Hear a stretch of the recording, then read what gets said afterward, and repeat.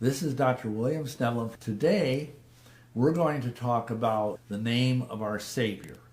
I'm going to talk about the concept of Yahushua versus Jesus. There's nothing wrong with the name Jesus, but I want to explain why in greater depth we do this, why we say Yahushua. The number one reason is because it's what he was called. Here's the point. Number one, the name Jesus did not exist 2,000 years ago.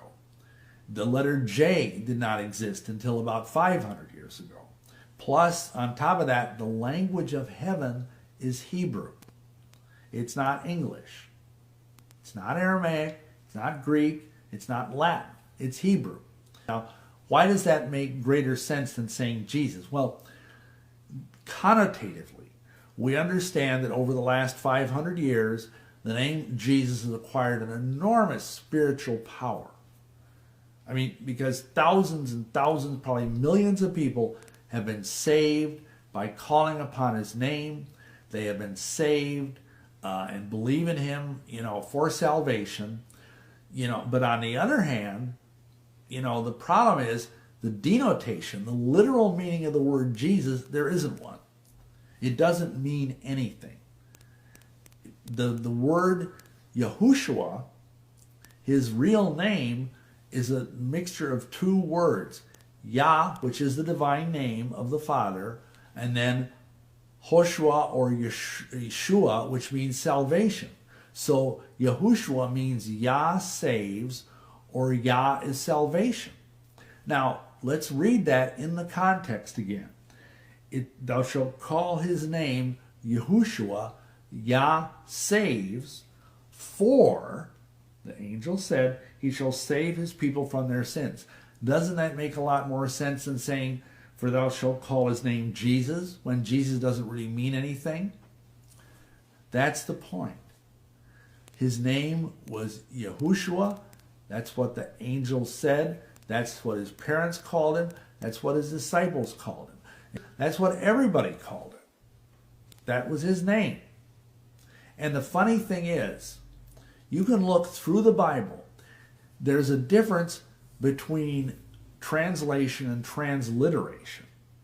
What do I mean by that? Well, for example, if you try to translate the name Yahushua, you would end up not with Jesus, but with Joshua. Because Joshua is the English translation of Yahushua.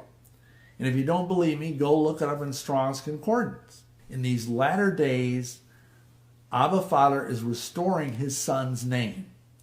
And I would submit to you that there's a great deal of power in using his name instead of the name Jesus. The second reason we use that name is because we believe it's more respectful. You have people of Latino heritage that are named Jose. When we introduce them here in America, we don't call them Joe or Joseph, we call them Jose, because that's the courteous thing to do. Well, in the same way, Yahushua was born an Israelite. He came out of a Hebrew culture. He spoke Hebrew. His family called him Yahushua. Maybe we should call him Yahushua. I'm going to say something pretty radical here, but I want you to just hear me out. I would submit to you that the name Jesus is a egregore, because there's no real thing behind it. I mean, Yahushua is the Savior. Yahushua is the sovereign master of the universe. He's the Son of Yahweh manifest in the flesh. And it's only been for the past 400 or 500 years that we've had this Jesus. And the problem is, this Jesus is holy, even going back before that time when in Greek times they called him Jesus, which isn't really very much like Yahushua either. Or in Latin, it was Jesu. And then down through the years, it finally became Jesus. But the problem is, it's all been Romanized. It's all been Hellenized.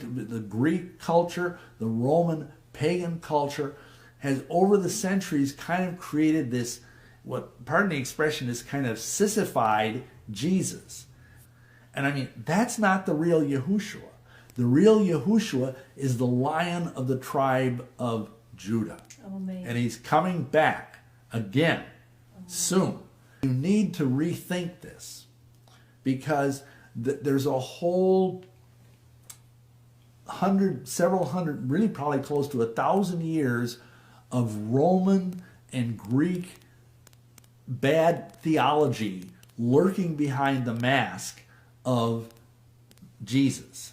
And besides, most of the pictures you see of him, he didn't even look like that. The Romans have made him in their own image. And Yahweh and Yahushua both say, I am Yahweh, your Elohim. You shall not have any other Elohim before me. He doesn't want any false Elohim in his presence.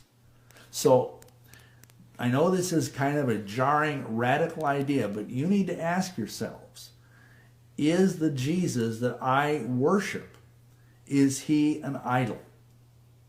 And I'll end with this. You need to pray and ask the Father to remove any false images of Yahushua out of your life, any false images of the Father out of your life.